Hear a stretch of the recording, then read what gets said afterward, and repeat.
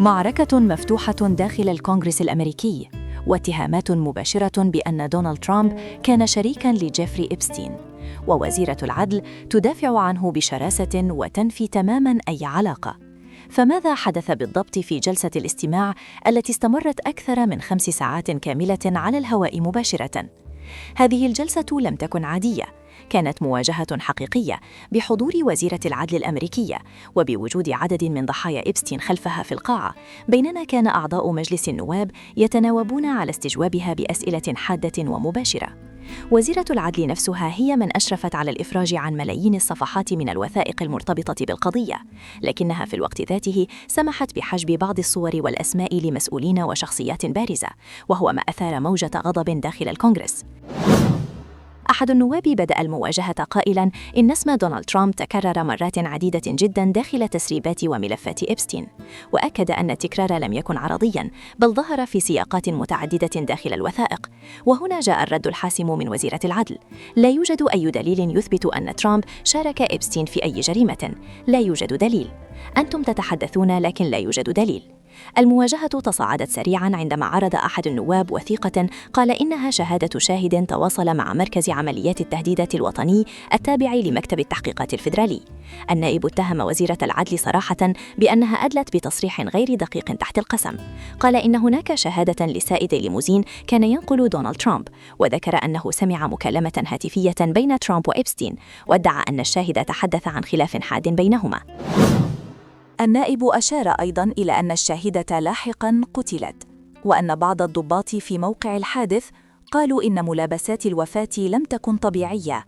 ثم وجه سؤالاً مباشراً: لماذا لم تقم وزارة العدل باستجواب هذا الشاهد رسمياً؟ ولماذا لم يتم التحقيق معه حتى الآن؟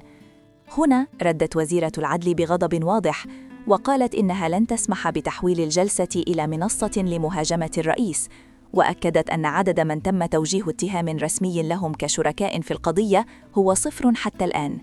وأضافت أن القضية ليست جديدة، وأنها موجودة منذ سنوات، وأن الإدارة الحالية أفرجت عن أكثر من 3 ملايين صفحة من الوثائق.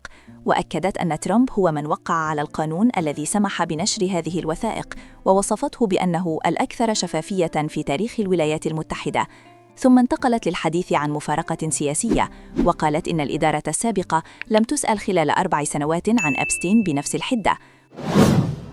وفي لحظة أثارت جدلاً داخل القاعة، تحول النقاش فجأة إلى مؤشرات الاقتصاد، حيث أشارت إلى أن مؤشر داو جونز تجاوز 50,000 نقطة، وأن S&P 500 يقترب من 7,000، وأن ناسداك يسجل مستويات قياسية. وقالت إن الأمريكيين يستفيدون من أداء صناديق التقاعد والاستثمارات.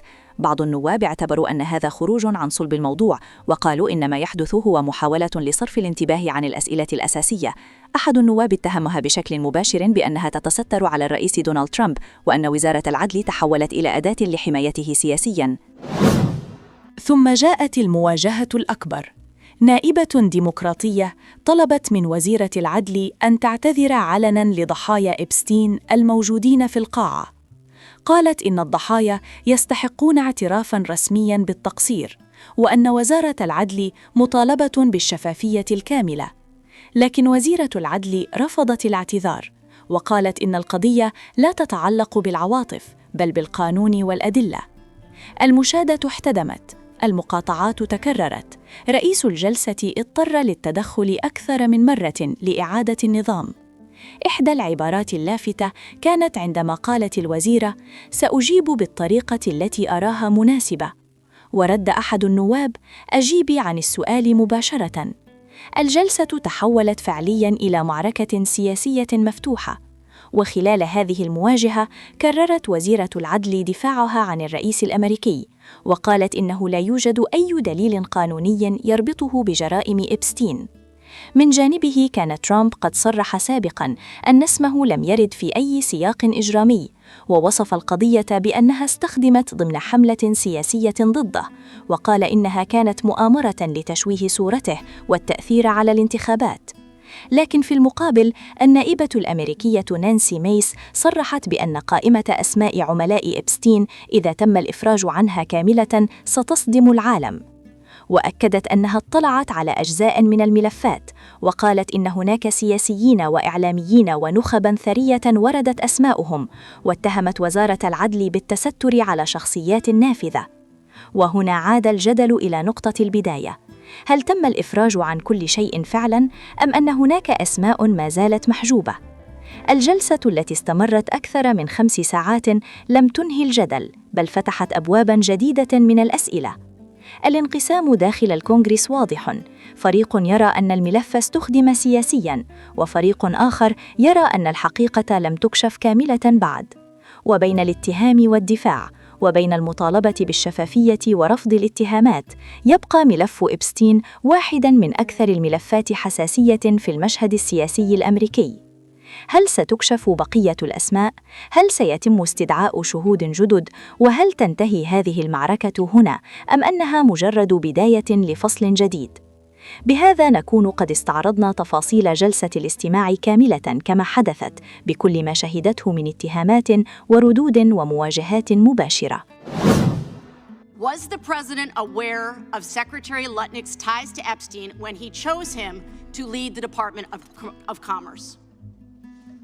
Was he aware? Chris Malin was a Border Patrol agent. Okay, so I'm going to conclude that the president, in fact, did know about his ties because he was the next-door neighbor. Shame on you. Oh, for goodness sakes, this is pathetic. This is pathetic, Mr. Chair. I am not asking trick questions here. The American people have a right to know the answers to this. These are senior officials in the Trump administration. This is not a game, Secretary. I'm Attorney General. My apologies, I couldn't tell. Deeply disturbing that Pam Bondi had, and they had preserved essentially, as you mentioned, search histories of sitting members of Congress on the Epstein files. They were looking at what members of Congress were looking at, and they were using that, importantly, as ammunition against them, their own search histories against them in a hearing by Pam Bondi. I think that we all saw today the performance that she had. She was screaming, thrashing, and I think it is because she knows that she is implicated in a massive cover-up to protect a powerful ring of pedophiles through the redactions of the names of perpetrators, the holding of 3 million files, the moving of the unexplained moving of Ghislaine Maxwell into a new cushy facility. All of these things are what she personally oversaw, and that's before even digging into whatever questions may arise from her history in Florida. And I think that her thrashing and her very erratic performance today pointed to the fact that there are real questions that point to the DOJ under her leadership and her leadership's